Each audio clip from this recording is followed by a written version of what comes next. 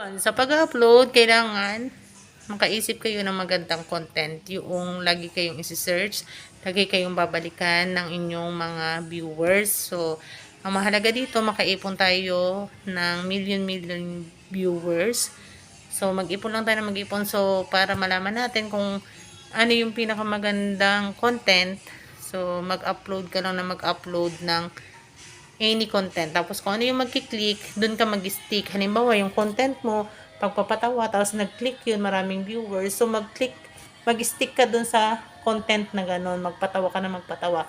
Okay, halimbawa, ang content mo, nakakakuha sila ng lesson from your content. Tapos, isi-search ka nila ng isi-search kasi meron silang makukuhang knowledge sa'yo.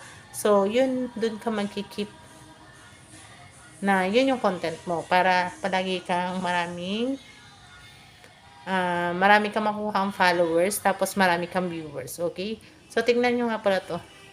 Pansin nyo, pag tumingin ako sa taas, ang ganda ng pilik mata ko. Ang haba, ano? So, dito sa aming aesthetic, pwede kayo magpa-lash lip. Lash lip, Kera Leaf, ibig sabihin, sarili niyong pilik mata, iaangat lang niya ng ganyan, tapos merong mascara. Ito, ililift nyo yan. Pag maganda, mga ganito yung pilik mata guys, maganda to i-Kera Leaf. So, visit na at Royal Aesthetic.